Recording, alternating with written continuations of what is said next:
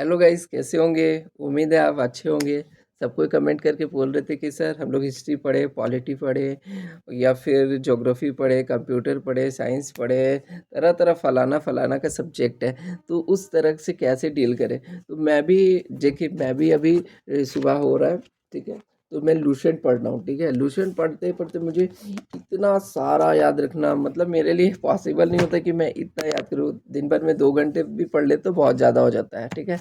School tuition से उतना समय तो नहीं मिलता है, ठीक है? तो फिर मैंने आज जो है सुबह उठ कर के सबसे पहले यही सोचा कि मैं क्या पढ़ूँ? मैं ऐसा क्या करूँ कि लोगों से ज़्यादा नंबर लेकर के आऊँ? इस बार मेरा जो 75 बना है एनटीपीसी 1 में, ये नॉन ग्रेजुएट लेवल में मैं 90 कैसे लेकर के आऊँ? क्या स्ट्रैटेजी है? तो फिर मुझे पता चला कि यार सिलेबस देखो। मैंने सिलेबस देखा, सच में बता रहा हूँ, सिलेबस को पढ़ कर के मैंने देखा तो मुझे लग रहा है कि यार वो तो मतलब कि ऐसे लिख दिया ज्योग्राफी से आ सकते हैं, पॉलिटी से आ सकते हैं, हिस्ट्री से आ सकते हैं, मतलब कि उसमें तो उलझ ही मैं जाऊँगा। तो इसीलिए मैंने अभी देखा कि पैटर्न सीबीटी 1 का हुआ 48 सेट, तो मैंने देखा, ठीक है? उसको बहुत अच्छे से एनालाइज़ किया और ये एनालाइज़ करके आप भी काफ़ी फ़ायदा उठा सकते हो। चलो मैं आपको दिखाता हूँ, ठीक है? कैसा एनालाइज़ किया। 1 सेकंड। देखिए मैंने देखा कि करंट अफ़ेयर में 13 क्वेश्चन आए हैं और हिस्ट्री में 3 क्वेश्चन, कंप्यूटर में भी मैंने देखा कि आपका 4 क्वेश्चन आए हैं, पॉलिटी में 5 क्वेश्चन, इकोनॉमिक में 1, साइंस में 3, ज्योग्राफी में 4। फिर मैंने ये कैटेगरी देखा इंडियन नेशनल मूवमेंट जो सविनय आंदोलन है, फिर महात्मा गांधी वाला, ठीक है? फिर कल्चरल से एक आए हैं और झारखंड से एक आए हैं, है ना? तो ये आपको समझ में आ गया, ठीक है? और फिर एक ही से नहीं, मैंने बहुत सारे ऐसे करके देखा कि मैं क्या-क्या कर सकता हूँ। तो मैंने देखा कि करंट अफ़ेयर का देखा किसी-किसी सेट में तो 15 आ गए, उसमें 13 आए थे, इसमें 15 आए। कंप्यूटर में 5 आया, फिर वही आपका इंडियन नेशनल मूवमेंट, पंचायती राज, पॉलिटी, ये सब मैंने करने के बाद पता चला अच्छा लोग नंबर यहाँ से उठा रहे हैं और हम जो है इसको पढ़े जा रहे हैं, मतलब बुद्धू बन रहे हैं, हाँ? ठीक है, मतलब अभी मुझे आइडिया है यार करंट अफेयर में 33% है, मतलब ठीक है 33% में अगर यही हो जाए क्या बात है। फिर कंप्यूटर 12% है, ठीक है? तो अब मुझे समझ में आया कि यार एक सेकेंड थोड़ा और बढ़ा लूँ, हाँ। चलो करंट अफेयर जो है वो 33%, कंप्यूटर 12, पॉलिटी 12 है, ज्योग्राफी 12% है, हिस्ट्री 9% है, साइंस 9 है और इंडियन नेशनल मूवमेंट में तो 2-3 है, तो इसका परसेंटेज लगभग 5 रख सकते हैं। तो अब मैं देखा कि टोटल 7 है, तो ये तो चुटकियों में मैं कर सकता हूँ और साइंस तो मेरा अच्छा है, तो वो ठीक है। हिस्ट्री हिस्ट्री में जो है 9% है, क्वेश्चन नहीं है ना, ये परसेंटेज है। तो सबसे पहले करंट अफेयर में मैं ध्यान देना चाहूँगा, बिल्कुल अब से करंट अफेयर ज़्यादा करूँगा। फिर कंप्यूटर जो कि मैं नहीं कर रहा था सच बोलूँ तो, और पॉलिटी करना है। तो ये इतना ही पढ़ना, अगर इतना पढ़ेंगे तो आपका 40 में अगर 30 भी बन रहा है तो बहुत अच्छा स्कोर हो जाएगा और 50 में अगर 40 आ जा रहा है तो भी बहुत अच्छा स्कोर हो जाएगा। तो ये मैंने देखा। तो मैंने देखा आपको समझ में आ गया कि सबसे ज़्यादा है करंट अफ़ेयर तो मतलब सबसे ज़्यादा करंट अफ़ेयर है, फिर कंप्यूटर है, तो मैं यही करूँगा। अभी मेरे पास जो भी दिन बचा हुआ है, जितने दिन भी करंट अफ़ेयर तो लगभग मैंने कंप्लीट कर ही लिया है, ठीक है? और मैं आपको बता रहा हूँ कि करंट अफ़ेयर कहाँ से करना है, एकदम आपको बता दूँगा, उससे ज़्यादा कहीं भटकने का दरकार नहीं है। स्पीडी उठाइए, ठीक है? स्पीडी को पढ़ लीजिए। बोलेंगे स्पीडी से हो जाएगा? बिल्कुल नहीं होगा, ठीक है? उसमें से 50% होगा आपका और फिर आपका द हिंदू रिव्यू, ठीक है? द हिंदी रिव्यू जो है वो आप कर लीजिएगा। एकदम आपका हो जाएगा, कोई टेंशन नहीं होगा। मैं आपको वीडियो भी अभी जो है द हिंदू वाला दिखा देता हूँ कि कैसा है, क्या पढ़ना है, किस तरह से करना है। क्योंकि लोग बहुत ज़्यादा कमेंट कर रहे थे कि सर करंट अफेयर कैसे करें क्योंकि सबसे ज़्यादा उसी का रोल है। देख रहे 15 भी आए हैं, मतलब 40 में 15 करंट अफेयर के आगे। सोच रहे हैं करंट अफेयर कितना इम्पोर्टेंट है। तो देखिए इस वीडियो को मैं मैं अभी आपको दिखा देता हूँ 1 मिनट। और प्लीज़ लाइक, शेयर, सब्सक्राइब ज़रूर कर दीजिए। अगर आपको थोड़ा-सा भी हेल्प हो रहा है, अच्छा लग रहा है तो प्लीज़ लाइक, शेयर, सब्सक्राइब कीजिए। मैं अभी आपको दिखाता हूँ।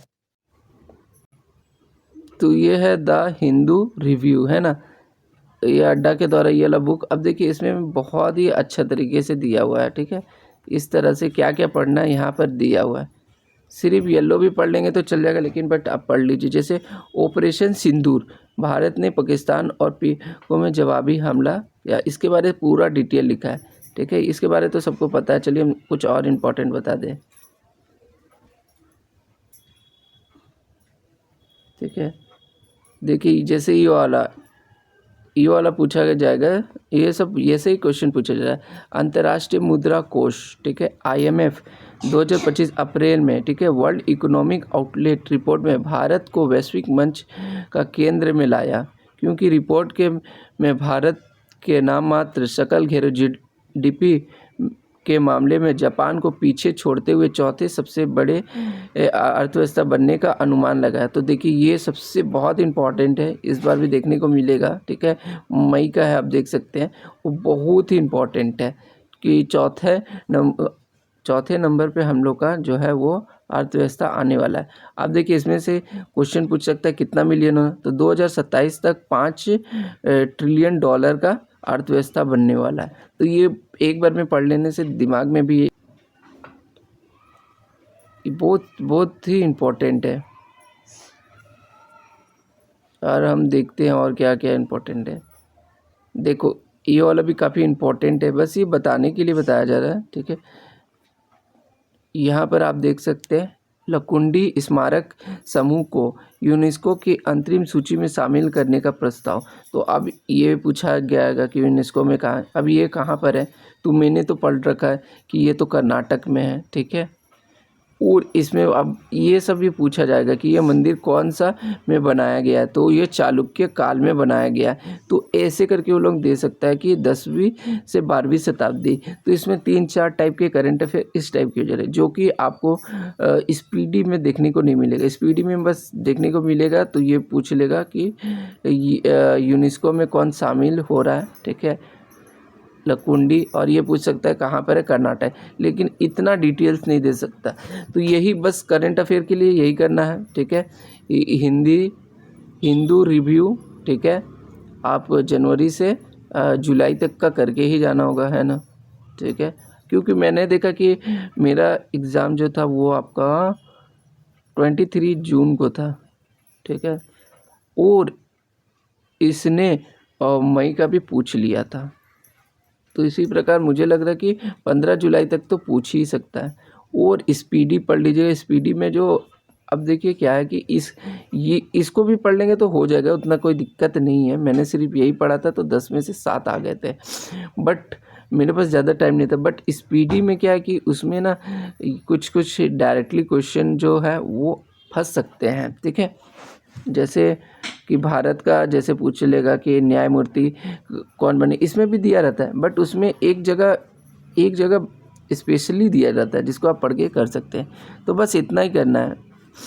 2 घंटा या 1.5 घंटा में आप कर सकते हैं। एक काम कर सकते हैं कि 1 घंटा आप इसको दे सकते हैं और स्पीडी को आधा घंटा दे सकते हैं, ठीक है? और आधा घंटा क्विज खेल सकते हैं। अगर 2 घंटा है किसी के पास तो वो बहुत ही अच्छा से करंट अफेयर कर सकता है, टॉप नंबर पे आ सकता है, उसका सिलेक्शन हो सकता है। मेरे तो 2 घंटे की ही पढ़ाई होती है, फिर मैं कहाँ से दूँगा? मैं 30 मिनट दे देता हूँ बस, ठीक है? वो भी कभी-कभी,